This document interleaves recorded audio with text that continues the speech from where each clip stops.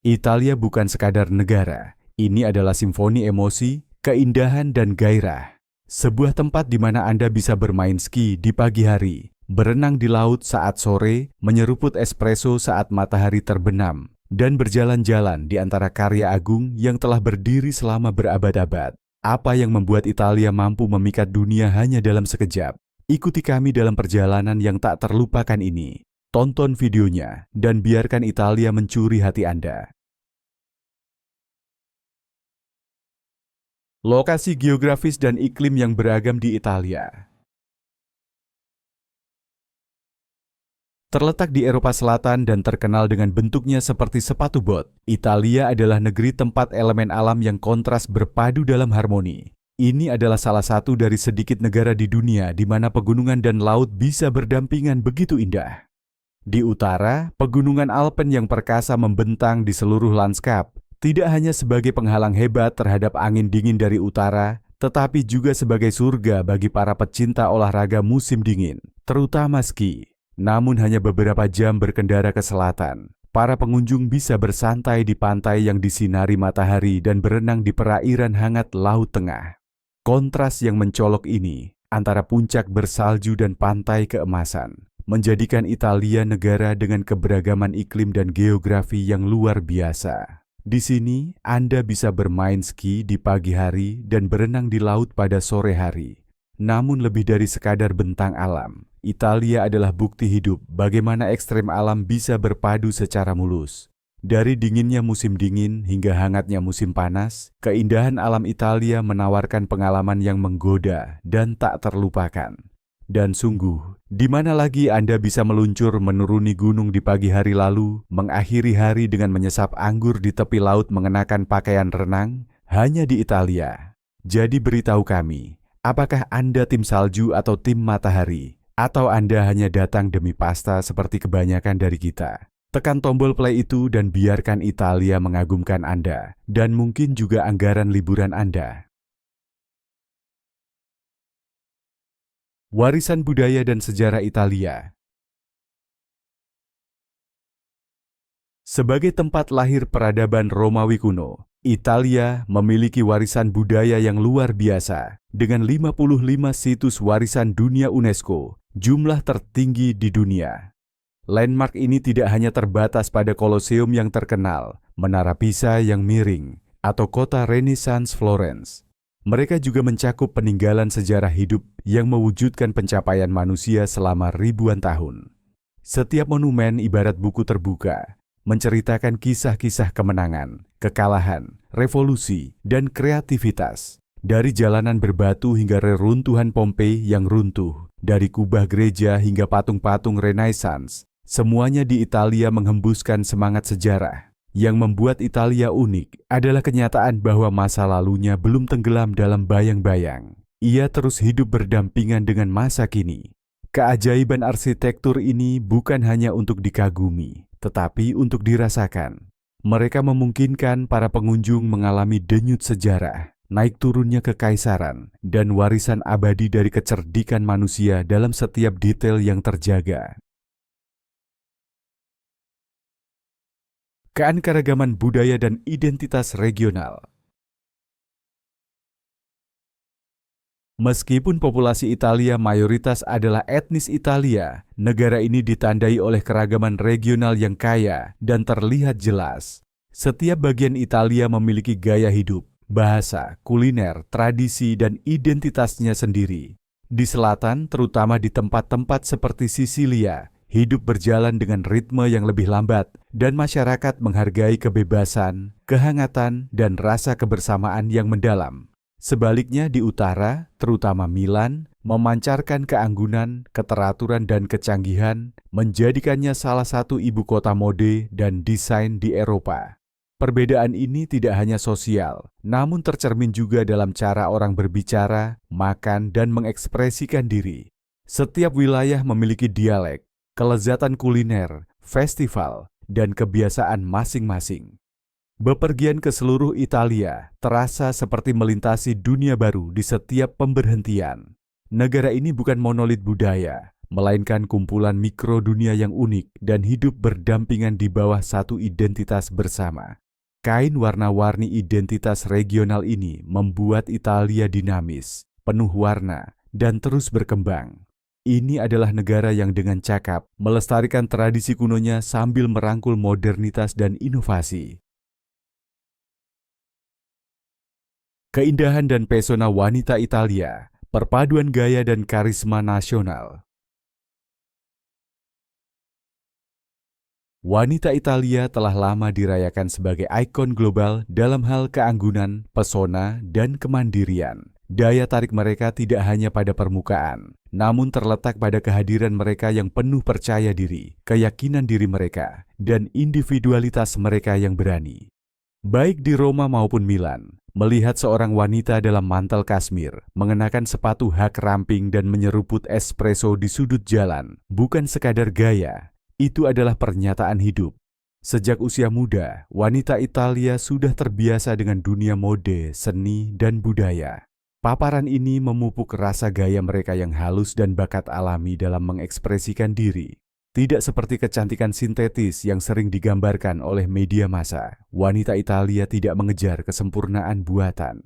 Mereka menerima kerutan dengan anggun, bangga dengan rambut keriting alami mereka, dan melihat penuaan sebagai bagian berharga dari perjalanan hidup. Gaya mereka mencerminkan kebebasan berpikir dan kecintaan tulus terhadap kehidupan, sejenis keindahan yang mendalam dan abadi. Dalam budaya Italia, wanita bukanlah tokoh sekunder dalam kisah pria. Mereka berada di pusat keluarga, seni, dan masyarakat. Itulah sebabnya keindahan mereka bukan hanya untuk dipandang, melainkan untuk dipahami, dikagumi, dan dirasakan dengan hati.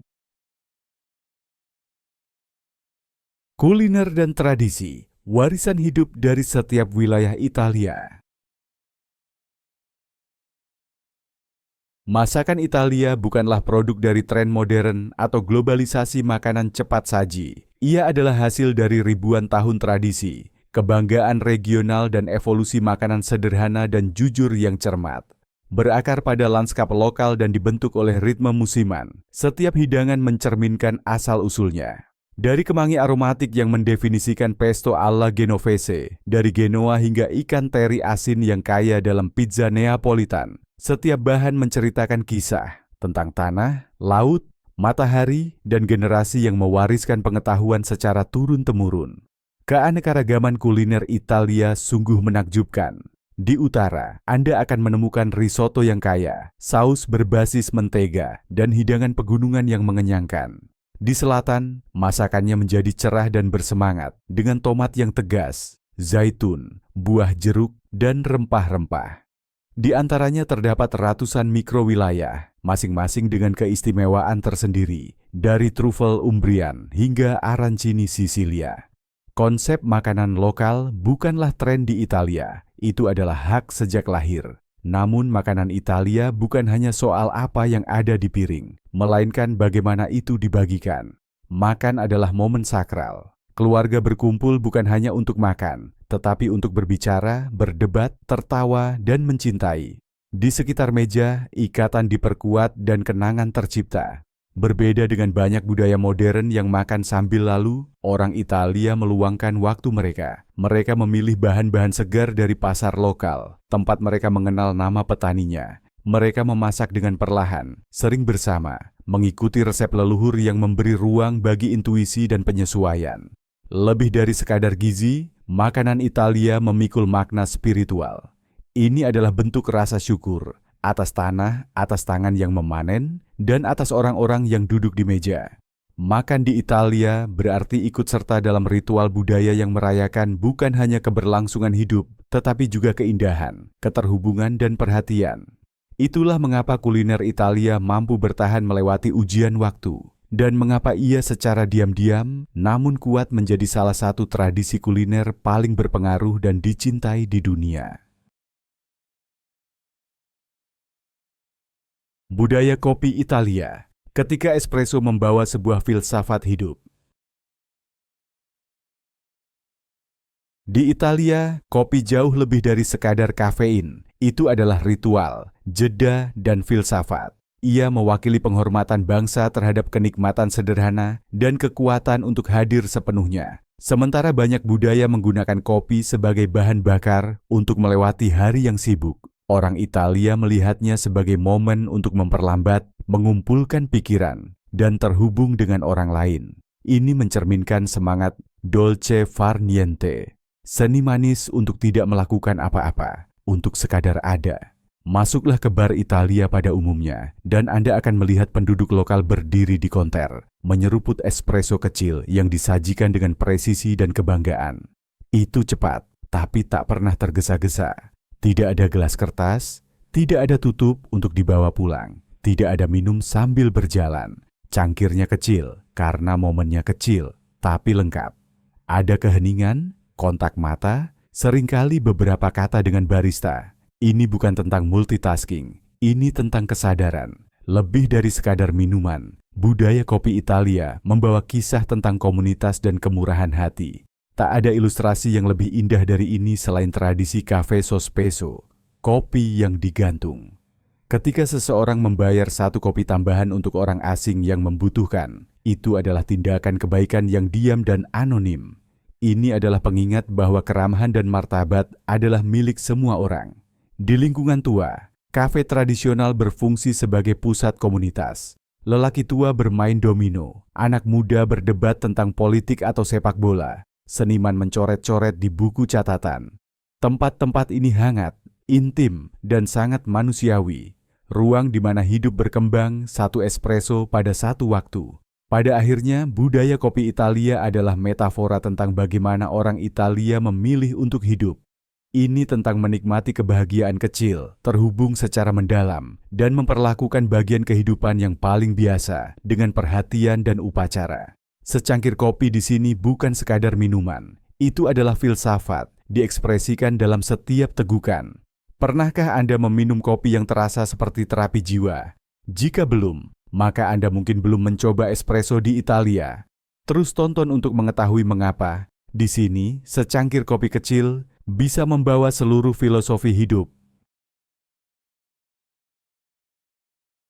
Festival Italia, jiwa sebuah bangsa melalui perayaan yang memikat. Italia adalah negara di mana kalender dipenuhi dengan perayaan. Dari puncak Alpen yang diselimuti salju hingga pantai emas Sisilia, festival menghidupkan kota dan desa dengan kemeriahan, musik, tradisi, dan sukacita kolektif. Ini bukan sekadar acara, mereka adalah bukti budaya, ekspresi sejarah dan identitas yang diwariskan dari generasi ke generasi. Karnaval Venesia adalah salah satu yang paling ikonik. Dengan topeng etereal dan kostum megah, ia membawa peserta ke zaman lain. Dunia Renaissance di mana seni dan misteri berkuasa. Setiap topeng dibuat dengan tangan, setiap pakaian dijahit dengan detail dan imajinasi. Namun di balik kemegahan, ada makna yang lebih dalam, perayaan kebebasan, anonimitas, dan kekuatan transformasi. Di kota-kota bukit Italia Tengah, Infiorata mengubah seluruh jalan menjadi karpet bunga. Kelopak disusun menjadi pola suci yang rumit, menghormati santo, musim, dan warisan komunitas. Prosesnya teliti dan bersifat komunal, memerlukan kerja tim, kesabaran, dan kebanggaan. Ini bukan hanya indah, itu spiritual. Sepanjang tahun, festival di wilayah seperti Tuscany, Puglia, dan Sisilia menghormati segala hal mulai dari panen zaitun hingga santo kuno. Musik, anggur, tarian, parade, setiap perayaan adalah pintu terbuka menuju jiwa sebuah desa atau wilayah. Penduduk setempat bersiap selama berminggu-minggu. Wisatawan disambut dengan tangan terbuka. Dan waktu seakan melambat ketika masa lalu dan masa kini menari bersama dalam harmoni. Di zaman kelelahan digital dan homogenisasi budaya, festival-festival ini berdiri sebagai tindakan perlawanan yang lembut. Mereka mengingatkan kita bahwa tradisi penting, bahwa seni dan musik masih bisa menyatukan, dan bahwa kisah bersama yang disampaikan melalui perayaan layak dilestarikan. Festival Italia bukan hanya pesta untuk indera, mereka adalah undangan untuk merasakan sesuatu yang abadi.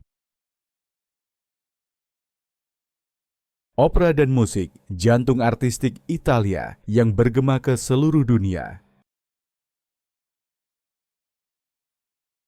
Italia adalah jantung dari musik klasik dan tempat kelahiran opera, sebuah bentuk seni yang tidak berbisik tetapi bernyanyi, yang tidak menjelaskan tetapi menggetarkan. Opera bukan hanya musik, itu adalah emosi yang terdengar, drama yang menjadi ilahi. Ia menyatukan orkestra, penyanyi, perancang set, dan penyair dalam perpaduan seni dan kemanusiaan yang kuat. Sejak tahun 1600-an, gedung opera Italia telah menjadi tempat suci suara. Teatro di San Cassiano di Venesia, gedung opera publik pertama di dunia, dan La Scala di Milan yang terkenal telah menyaksikan munculnya komposer dan suara terbesar dalam sejarah, Verdi, Puccini, Rossini. Mereka bukan hanya seniman, mereka adalah revolusioner, menyalurkan cinta, perang, pengkhianatan, dan penebusan melalui setiap nada. Namun yang membedakan opera Italia adalah bagaimana ia hidup di luar gedung opera. Itu bukan pengalaman tinggi yang jauh, itu milik rakyat.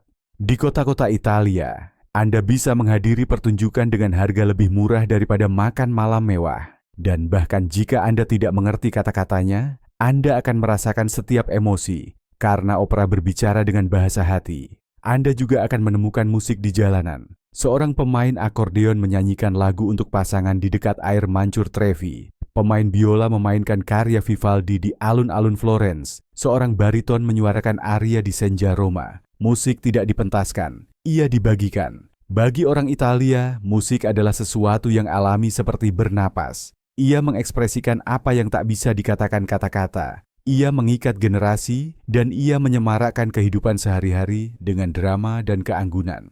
Opera mungkin lahir di Italia, tetapi ia tak pernah pergi. Ia terus berdenyut dalam budaya seperti detak jantung, kuat, penuh gairah, dan sangat hidup. Seni hidup perlahan, filsafat, La Dolce Vita, dalam kehidupan sehari-hari. Di dunia yang berlomba mengejar efisiensi dan kepuasan instan, orang Italia tetap menghargai irama yang berbeda, yang berakar pada ketenangan, kehadiran dan kekayaan sunyi dari momen-momen biasa.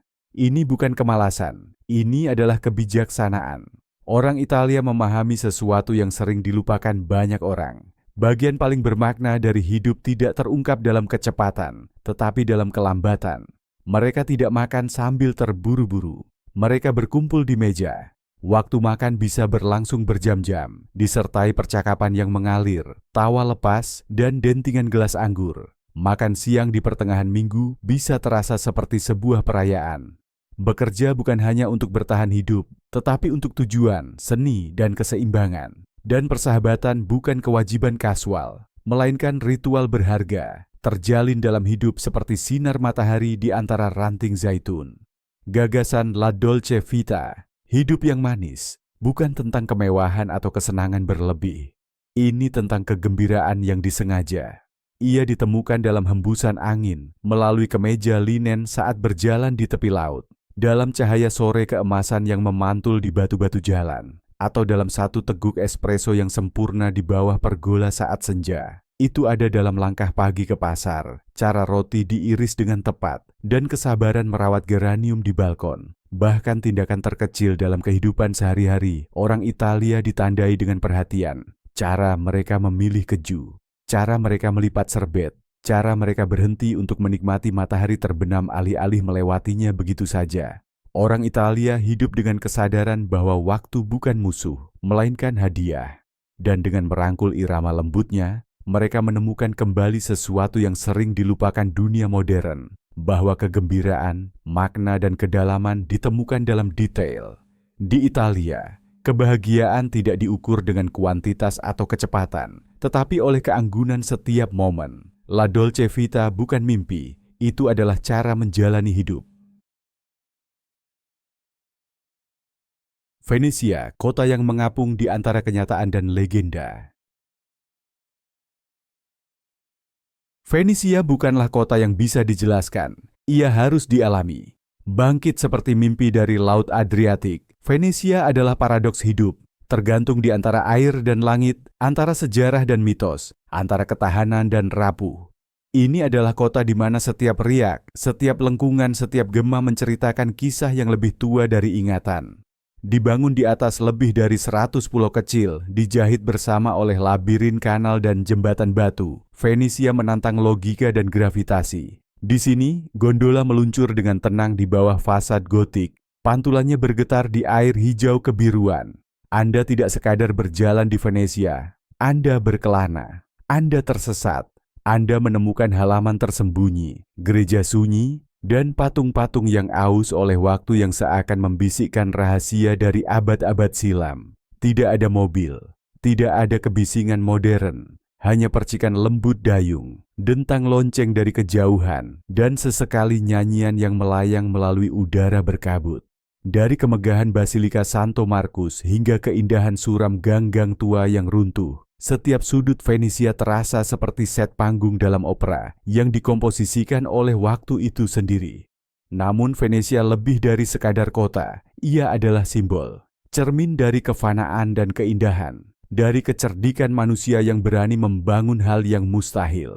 Di era baja dan kecepatan, Venesia adalah pengingat bahwa sejarah itu penting, bahwa keheningan memiliki musik, bahwa seni bisa ditinggali. Setiap kolom marmer dan bata berlumut menyimpan beban kekaisaran dan kelembutan langkah kaki para kekasih. Venesia tidak berteriak, ia berbisik. Dan jika Anda mendengarkan dengan saksama, ia akan berbicara pada bagian jiwa Anda yang paling puitis. Vespa, ikon romantis kebebasan di hati Italia. Vespa bukan sekadar skuter, itu adalah lambang nasional dengan dua roda. Lahir dari abu Perang Dunia Kedua, ia bukan hanya kendaraan, tetapi cara Italia mengatakan, kami akan bergerak lagi. Dan ketika Italia bergerak, ia melakukannya dengan anggun, dengan lekukannya yang membulat dan mesin yang berdesir lembut. Vespa merebut hati generasi yang mendambakan keringanan, kebebasan, dan keindahan. Ia bukan mencolok, ia anggun. Ia bukan bertenaga, ia puitis, dan ia menjadi simbol kelahiran kembali pasca perang, bukan hanya bagi Italia, tetapi juga bagi gaya hidup itu sendiri. Di kota-kota seperti Roma dan Florence, Vespa bukan sekadar alat transportasi, ia adalah romansa dalam gerakan.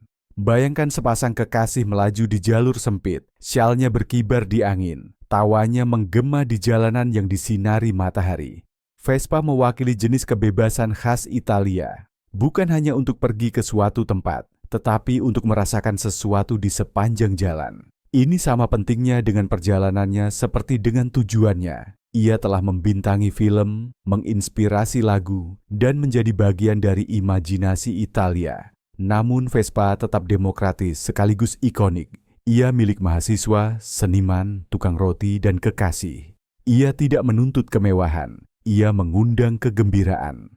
Bertahun-tahun kemudian, Vespa masih berdengung melalui piazza dan sepanjang jalan pesisir, tak tersentuh oleh waktu. Ia meluncur, memikat, bertahan. Di dunia yang terobsesi pada tenaga kuda dan kecepatan, Vespa menawarkan sesuatu yang lebih sulit didapat, perjalanan yang indah. Umur panjang di Sardinia, rahasia kehidupan panjang dari pulau hijau yang damai. Di jantung Laut Tengah terletak Sardinia, sebuah tempat di mana gunung bertemu laut, di mana hari-hari berjalan lambat, dan udara terasa kental dengan kedamaian. Tapi Sardinia bukan hanya dikenal karena pemandangannya, ia dihormati karena penduduknya. Di sini, hidup tidak hanya panjang, tetapi penuh. Sardinia adalah salah satu zona biru langka di dunia, wilayah di mana penduduk hidup jauh lebih lama dari rata-rata global. Banyak yang mencapai dan melampaui usia 100 tahun. Tapi rahasia mereka bukan makanan super atau obat ajaib. Itu adalah cara hidup yang diwariskan diam-diam dari generasi ke generasi. Pola makan mereka sederhana dan kuno. Sayuran dari kebun, adas, kacang-kacangan, barley, ikan segar dari laut jernih, keju dari domba yang merumput di padang liar, dan minyak zaitun, emas, pedas dan murni. Makanan dimasak di rumah, tanpa tergesa-gesa, dan dinikmati bersama keluarga, tidak pernah sendirian. Anggur, terutama Cannonau asli mereka, diseruput perlahan, selalu disertai tawa. Namun orang Sardinia tidak hanya panjang umur, mereka sangat terhubung.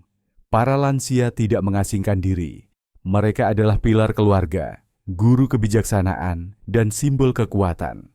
Biasa melihat kakek nenek, anak-anak, dan cucu tinggal dalam satu rumah. Berbagi bukan hanya ruang, tetapi juga cerita, beban, dan cinta.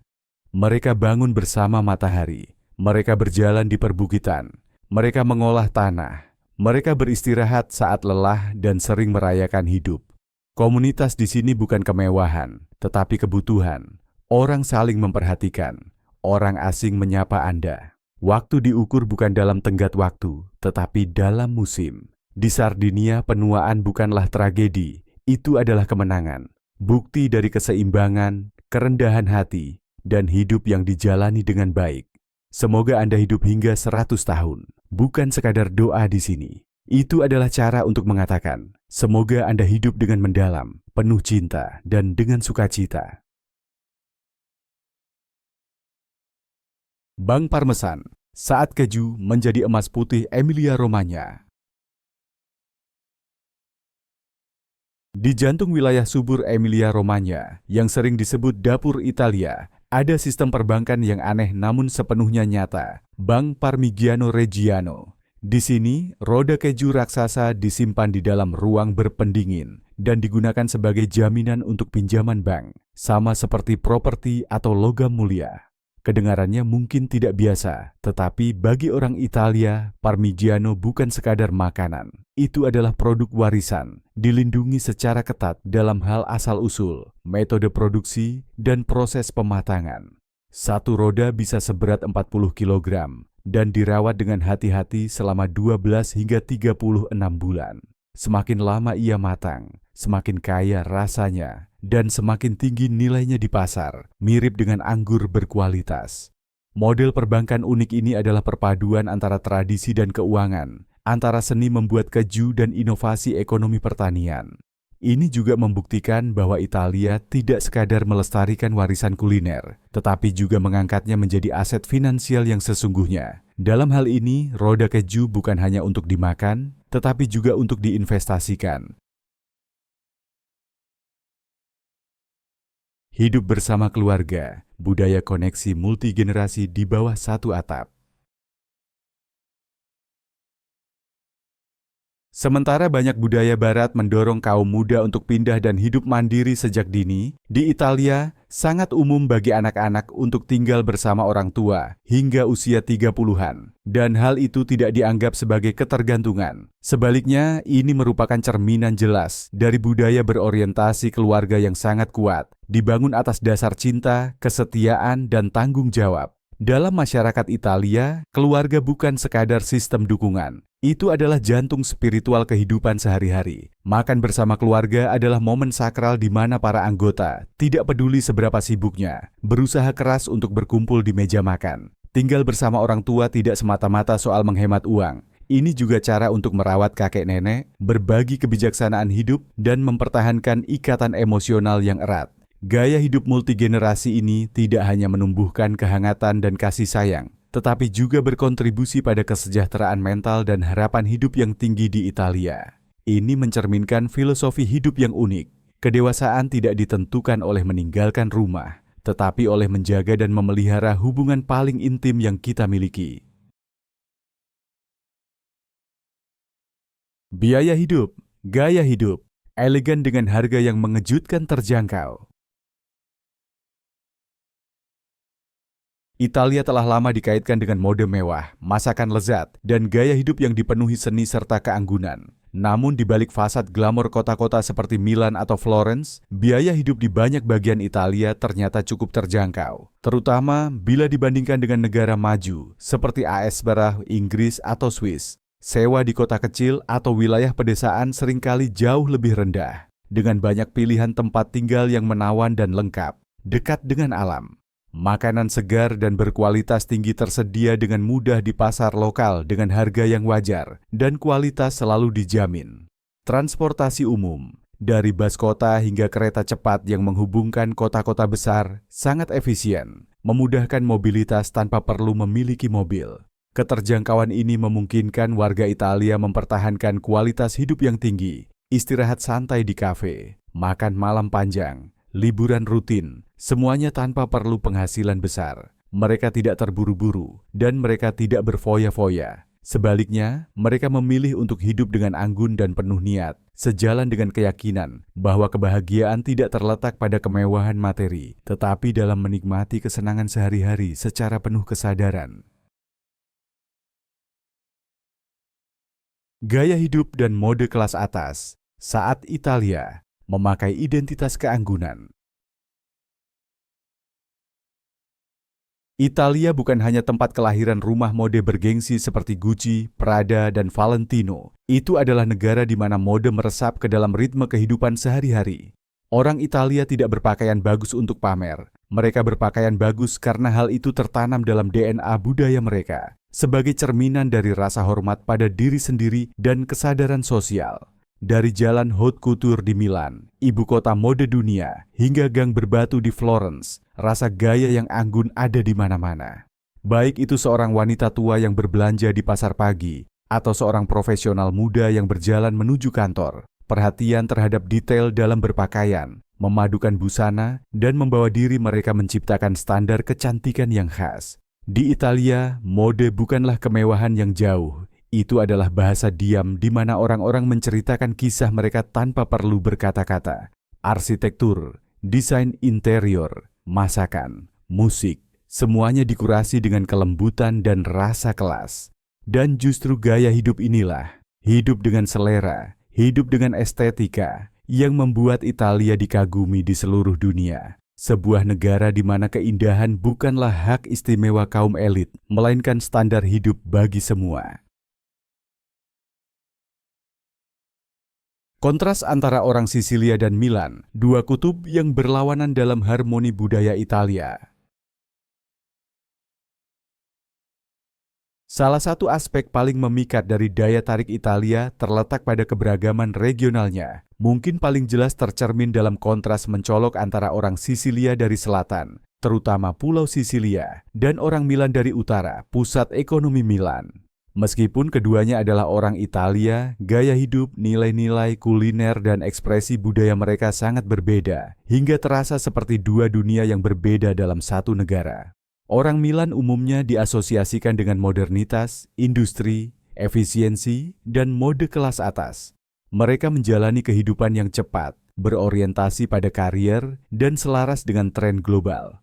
Sebaliknya, orang Sisilia sangat berakar pada tradisi, menyukai ritme hidup yang lebih lambat, dan mengutamakan keluarga, agama, serta komunitas. Mereka menghargai jamuan makan panjang, perayaan meriah, musik rakyat, dan rasa kebersamaan yang kuat. Kontras ini juga terlihat dalam masakan mereka. Di Milan, Anda akan menemukan hidangan halus seperti risotto alla Milanese. Sementara di Sisilia, rasa kuat dan bersahaja yang dipengaruhi oleh tradisi Arab mendominasi dengan hidangan istimewa seperti arancini, caponata, dan cannoli. Terlepas dari perbedaan mereka, kedua wilayah adalah bagian penting dari mozaik budaya Italia, saling melengkapi, saling bertentangan, dan memperkaya identitas nasional. Justru kompleksitas inilah yang membuat Italia begitu memikat, begitu dinamis dan mustahil disederhanakan dalam satu narasi tunggal. Florence dan Renaissance saat seluruh kota menjadi museum hidup. Florence, ibu kota Tuscany, bukan hanya kota yang indah. Ini adalah tempat lahir dari salah satu era terbesar dalam sejarah umat manusia, Renaissance. Di sini, seni, ilmu pengetahuan, arsitektur, dan filsafat berkembang dalam revolusi spiritual dan intelektual yang mengangkat Eropa dari abad kegelapan menuju era baru kreativitas, nalar, dan humanisme. Berjalan di Florence, Anda tidak sekadar berkunjung. Anda hidup di dalam museum terbuka, di mana setiap sudut menyimpan sepotong sejarah. Dari Katedral Florence dengan kubah raksasa karya Brunelleschi hingga Galeri Uffizi yang memajang mahakarya Botticelli, Leonardo da Vinci, dan Michelangelo, setiap situs merupakan bukti zaman ketika Italia berdiri di jantung peradaban dunia. Namun mungkin bagian yang paling menakjubkan adalah bahwa Florence tidak sekadar melestarikan masa lalu, ia menghidupkannya.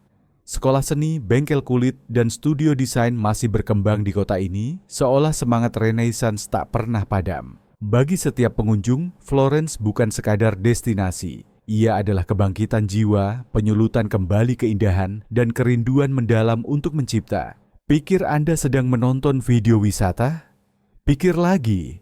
Masuklah ke Florence dan tiba-tiba otak Anda mulai berpikir seperti filsuf, jantung Anda berdetak seperti seniman, dan dompet Anda, mulai khawatir karena Anda akan ingin membeli semuanya.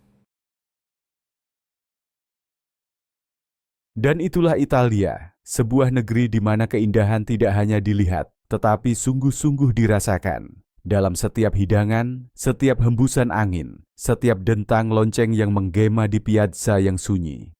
Dari jalanan kuno Florence hingga perbukitan damai Sardinia, dari dengung lembut Vespa hingga bisikan nada opera, Italia hidup dalam setiap sapuan seni, setiap gairah, setiap detail yang anggun. Sekarang kami ingin mendengar dari Anda. Apa yang membuat Italia mencuri hati Anda? Tinggalkan komentar dan tonton videonya untuk menemukan pesona Italia yang tak tertahankan.